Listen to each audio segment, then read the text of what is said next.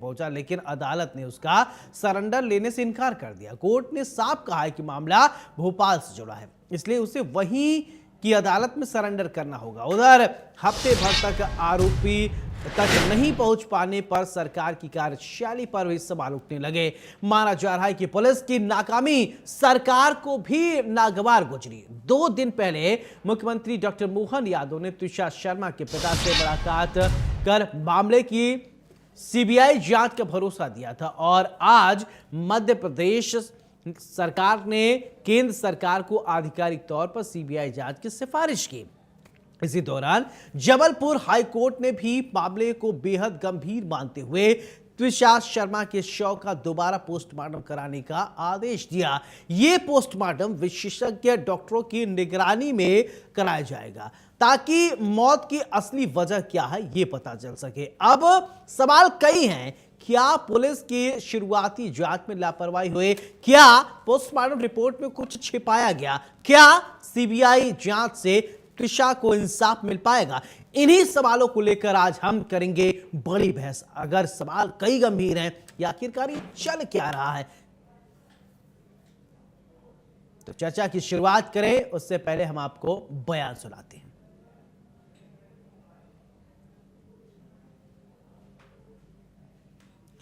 तो तुषार शर्मा को लेकर कई गंभीर सवाल खड़े हो रहे हैं। अब देखिए, पति समर्थ पहुंचा था कोर्ट में सरेंडर करने। कोर्ट ने कहा कि ये भोपाल का मामला है, वहां आप जाइए सरेंडर करिए। अब सवाल कई गंभीर हैं कि अब देखिए, एक तो पहली गिरफ्तारी नहीं हो रही थी, इतने दिन बाद पुलिस क्या कर रही थी? आरोपी खुद सरेंडर करने पहुंचा, लेकिन पुलिस उसको ढूंढ नहीं पाई। ये बहुत दुखद खबर है। आप सोचिए कि व्यक्ति अपने आप पहुंचा, लेकिन पुलिस नहीं पहुंच पाई। अब ये अपने आप में गंभीर सवाल है। हफ्ते भर आरोपी तक पुलिस पहुंच ही नहीं पाई।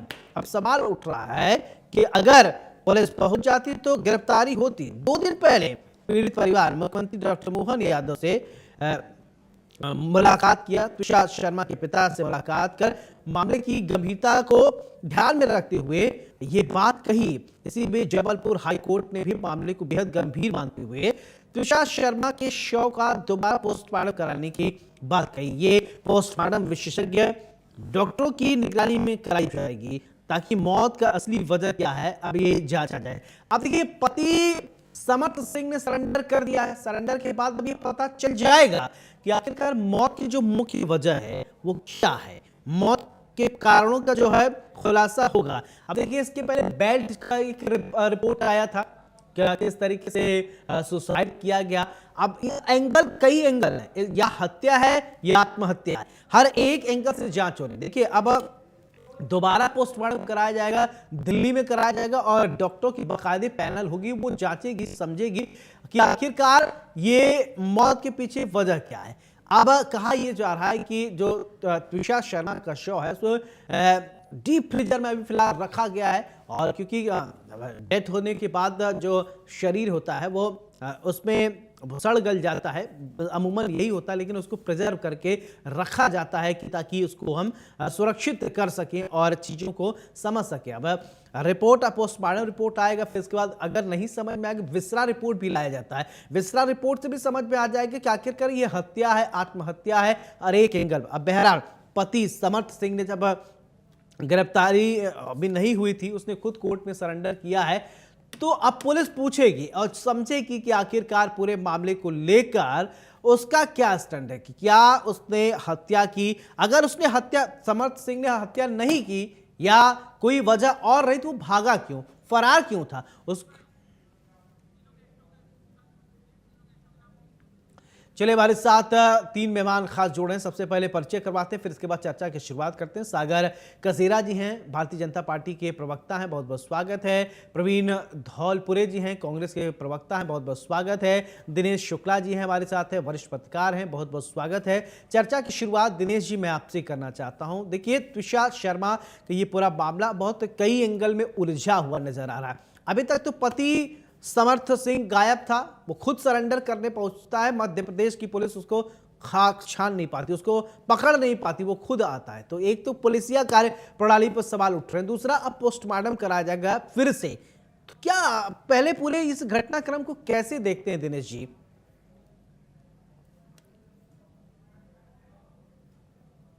ऐसी फैमिलियों से जुड़ा हुआ मामला है जो कि कानून को जो जिनको सम्मान करना चाहिए था। हाँ।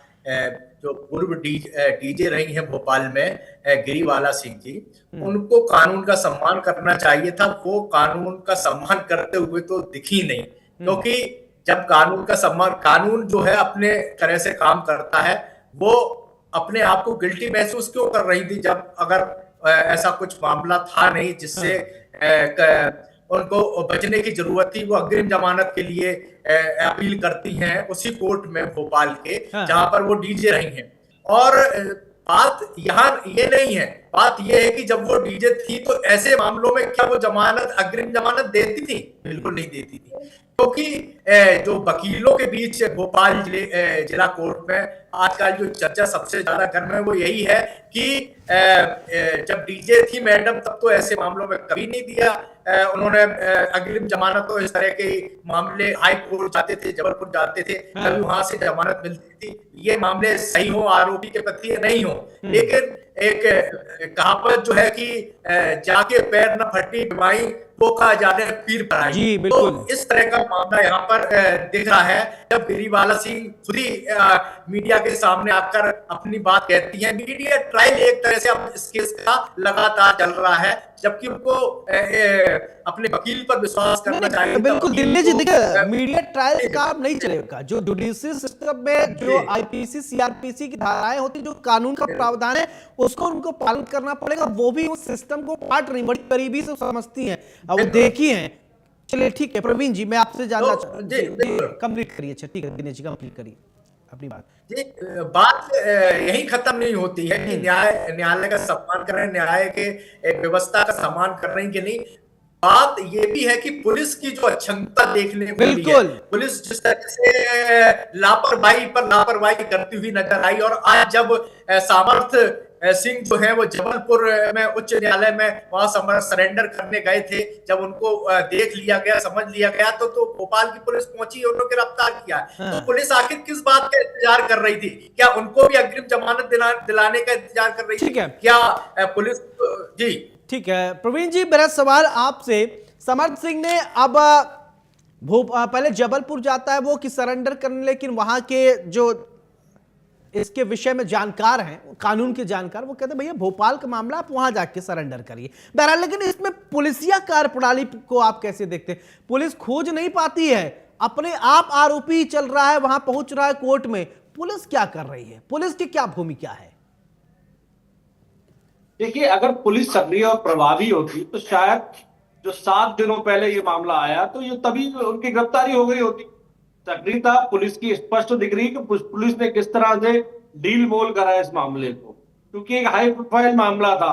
चूंकि वो मामला हाई प्रोफाइल होने के साथ साथ सुशासन और सुरक्षा के ऊपर सवाल खड़ा करता है कि भारतीय जनता पार्टी जिस तरह से लगातार मंचों से सुशासन और सुरक्षा की बात करती है, महिला सम्मान की बात करती है, अत्याचार को बचाने की बात करती है, वहीं उस मध्य प्रदेश की राजधानी भोपाल में एक हाई प्रोफाइल मामला होता है और उसमें किस तरह से पुलिस विसंटी साबित होती है। सवाल ये कि गृह विभाग आखिर सवाल बन रहा है, सबसे बड़ा सवाल ये मध्य प्रदेश की जनता के सामने है, क्योंकि जो गृह विभाग के मंत्री हैं वो पूरे प्रदेश में अभिनंदन के नाम से मशहूर है और अभिनंदन करने में इतने मशरूफ रहते हैं कि मध्य प्रदेश के अंदर जो एनसीआरबी के आंकड़े हैं वो दर से बदतर होते जा रहे हैं, लगातार उस पर सवाल खड़े होते हैं। हाल ही में मध्य प्रदेश की विधानसभा में हमारे विधायक जी ने बिल्कुल एक तरफ देखिए, अब ये बहुत गंभीर विषय है। ठीक है सागर जी, ठीक है सागर जी, मेरा सवाल आपसे, देखिए अगर आप लोगों में किसी ने टीवी का वॉल्यूम बढ़ाया तो प्लीज उसको कम कर लीजिएगा। सागर जी, मेरा सवाल कि एक तरफ पुलिसिया व्यवस्था पर सवाल उठ रहा है, दूसरी तरफ एक हाई प्रोफाइल परिवार जो समझता है कानून को बहुत करीबी से, वहां पर एक लड़की, एक महिला की मौत हो जाती है। अब पुलिस इसी में उलझी हुई है, ये हत्या है, आत्महत्या है, तमाम एंगल्स पर जांच हुए, लेकिन समर्थ को अगर पुलिस पकड़ कर लाती तो पुलिस को पीठ थपथपा सकती थी, लेकिन वो खुद सरेंडर करने पहुंचा, पुलिस उसको पकड़ नहीं पाई। जी बिल्कुल। सबसे पहले तो मैं आपको इस पर से कहना चाहूंगा कि ये बहुत ही ऐसा मसला है जिसमें हम सबका दर्द हाँ। आंखों से झलक जाता है।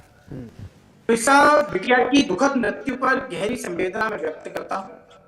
किसी भी बेटी की संदिग्ध परिस्थितियों में मौत सिर्फ एक परिवार का दर्द नहीं, वह पूरे समाज की संवेदनाओं को झकझोर देने वाली घटना है।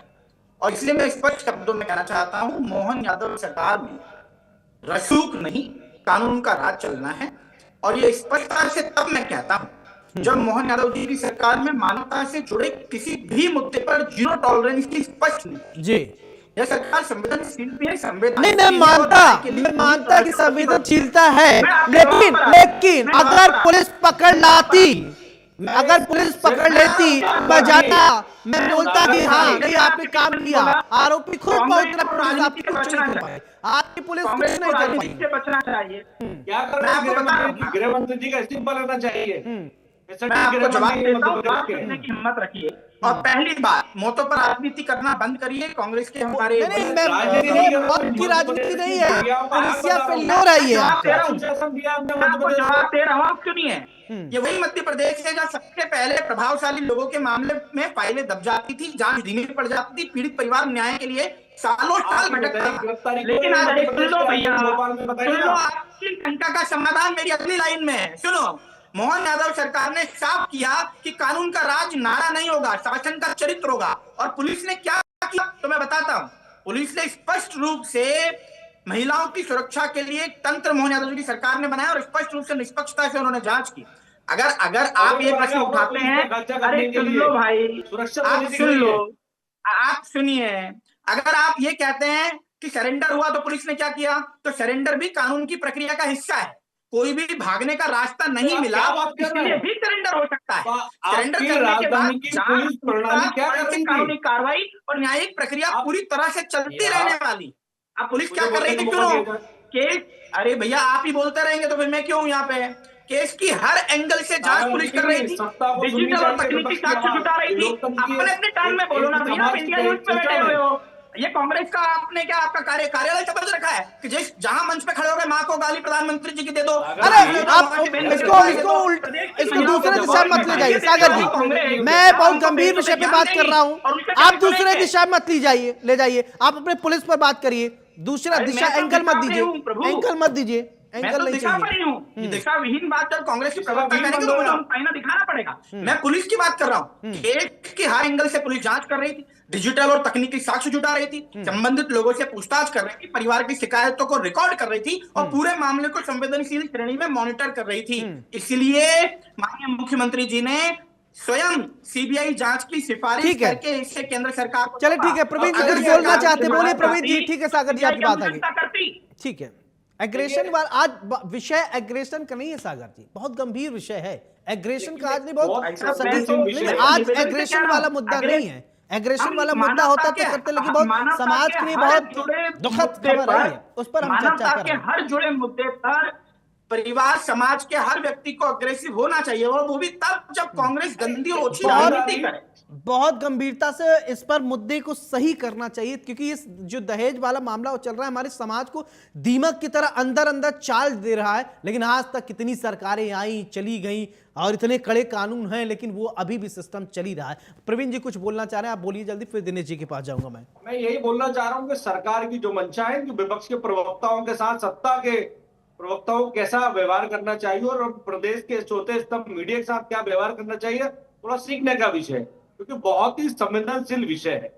वो बेटी हमारे मध्य प्रदेश की एक लाडली बिटिया भी थी, और जिस तरह से हाई प्रोफाइल मामला राजधानी भोपाल में हुआ, और आप सोचिए कि पुलिस प्रणाली यहाँ पर है, कमीशन प्रणाली चल रही है, वहां पर किस तरह से खुली आजादी से वो जो आज आरोपी है या जो आरोप लगे हैं समर सिंह पे, वो आराम से जाके जब उसको लगता है कि मेरी जमानत निरस्त हो गई है, तो हाई कोर्ट जबलपुर में जाके वो सिलेंडर करता है। सवाल इस बात का है कि पुलिस प्रणाली कर क्या रही थी, पुलिस सो रही थी। अपराधी जिसको आरोप अभी सिद्ध नहीं हुआ लेकिन आरोपी है, तो उसको किस तरह से मध्य प्रदेश की पुलिस संरक्षण दे रही थी। तो आप अंदाज लगाइए कि मध्य प्रदेश के दूरांचल और ग्रामीण एरियो में जो छोटे छोटे से महिलाएं के साथ जो घटनाएं घटती हैं, उसकी FIR तक दर्ज नहीं होती है, मैं एनसीआरबी के आंकड़े बताना चाहता हूं कि हम जो बात लगातार कर रहे हैं, हमने विधानसभा में भी पूछा कि जो सुशासन करने वाली ठीक है सभा दिनेश जी, जनता ठीक जो है सवाल लगातार पूछती है सरकार से, किस तरह फिसड्डी साबित हो रही है। ठीक है। इनके जो गृह मंत्री है कितने फिसड्डी हैं। अच्छा ठीक और है, वो मुख्यमंत्री जहां के दिनेश प्रभारी जी मेरा मंत्री सवाल, है, ठीक है उस प्रवीण जी, इंदौर दिनेश से जी मेरा एक सवाल प्रति आपसे, वर्ष ठीक 20,000 है महिलाएं नफरत हो रही हैं। प्रवीण जी, ये दिनेश जी भी विधानसभा हैं, के पटल उनको पर भी रखे सुनना आंकड़े पड़ेगा हैं। ना। ये दिनेश जी मेरे मेरा आंकड़े सवाल, नहीं है। ठीक तो है इनको अभी भी हमें ध्यान समझना देना ठीक चाहिए है कि दिनेश जी विकास मेरा कैसे सवाल, करना है। ठीक है प्रवीण जी, एक बेटी के लिए परिवार ठीक है आपने अपनी बात रख दी। दिनेश जी मेरा सवाल आपसे, देखिए एक ऐसा परिवार, माता जी खुद जिसके घर में जज हो, पढ़ा लिखा परिवार, समाज में इस तरीके से क्या नैरेटिव सेट करेगा। एक तरफ हम 21वीं सदी की बात कर रहे हैं, बेटियों की बचाने, बेटी पढ़ाओ बेटी बचाओ, नारी शक्ति, अभिनंदन, तमाम बातें खूब कर रहे हैं। दूसरी तरफ क्या ये लाडली बहन नहीं थी? ये भी तो किसी की लाडली बहन होगी, किसी की लाडली बेटी होगी, उसके साथ इस तरीके से घटनाएं घटित हो रही हैं। सौरभ, बड़ा संवेदनशील मामला है और इस पर संवेदनशीलता दिखाते हुए मुख्यमंत्री से जब उन ट्रिशा शर्मा के जो पिताजी हैं नवनिधि शर्मा वो मिले और उन्होंने अपनी बात रखी, तो मुझे लगता है कि उनकी बात सुनने के बाद मुख्यमंत्री जी ने सीबीआई जांच की सिफारिश की। मैं पिछले 2-3 दिन से सोशल मीडिया पे इस तरह के कमेंट्स देख रहा हूं इस मामले को लेकर। एक वरिष्ठ अधिवक्ता हैं मध्य प्रदेश के, उन्होंने लिखा था कि शादी.com से तमाशा.com तक, मतलब उन्होंने साफ तौर पर ये बताने की कोशिश की कि किसी की मृत्यु को किस तरह तमाशा बनाया जा रहा है, ये कितनी दुर्भाग्य की बात है। तो ये पूरा जो मामला है ये हाई प्रोफाइल तो है ही, साथ में लोगों की संवेदनाएं किस तरह से मर गई हैं। एक बात दिनेश जी, एक बात और मैं समझना चाहूँ। देखिए मध्य प्रदेश में पहली बार पोस्टमार्टम किया गया तो शायद वो उस रिपोर्ट से संतुष्टि नहीं हुई, अब दिल्ली में होगा। क्या मध्य प्रदेश के डॉक्टरों पर भी अब सवाल उठ जाएगा? आप क्या किस तरीके से पोस्टमार्टम कर रहे हैं? अब ये क्या दिल्ली में आएगी तो इसकी एक्यूरेसी ज्यादा हो जाएगी, मध्य प्रदेश में हो रहा है तो उसकी एक्यूरेसी कम होगी? आ रहा हूं मैं आपके पास प्रवीण जी, एक सवाल ले लेता हूं, फिर आपसे भी प्रतिक्रिया लूंगा। जी बिल्कुल, मैं सौरभ बताऊं आपको कि मामला ये नहीं है कि किस तरह कौन डॉक्टर पोस्टमार्टम कर रहा है, कहां पर। एम्स जैसी बड़ी संस्था में ट्रिशा का पोस्टमार्टम हुआ है और उसमें वो चीजें भी सामने नहीं आई जिसके आरोप लगाए जा रहे थे। पीएम रिपोर्ट में कहीं ड्रग की बात नहीं आई, जबकि उनकी जो सासू माँ है गिरीवाला सिंह, वो ड्रग लेने की बात कर रही थी। तो ये जो मामला बड़ा हाई प्रोफाइल मामला है, बड़ी जब जिसकी बिटिया जाती है जिस परिवार की, उसमें कितनी दुख का माहौल होता है और उसी दुख और क्षोभ में वो परिवार ये डिसाइड नहीं कर पा रहा है कि ऐसे रसूखदार परिवार के साथ सरकार पुलिस किस तरह से साथ होगी। तो सरकार ने तो अपना बता दिया कि उन्होंने सीबीआई जांच की बात कर दी, लेकिन पुलिस की जो असंवेदनशीलता की बात हम अभी कर रहे हैं, यहाँ राजनीति का अखाड़ा भी बन रहा था बात करने में, वो नहीं बनना चाहिए क्योंकि बड़ा संवेदनशील मुद्दा है। पुलिस ने जिस तरह से असंवेदनशीलता दिखाई और जिस तरह से जो परिवार है ट्रिशा शर्मा का वो दुखी हुआ है, यहाँ पर मध्य प्रदेश की राजधानी आके दर दर भटक रहा है, उसको देखते हुए उनका साफ तौर पर कहना है कि यहाँ पर हमें न्याय नहीं मिलेगा, जहां पर इस केस को ट्रांसफर करना चाहिए, और वही सरकार ने किया है। अब ये ट्रांसफर हो गया और केस और लगातार अब सीबीआई इसकी जांच करेगी। ठीक है प्रवीण जी कुछ कहना चाह रहे हैं, बोलिए।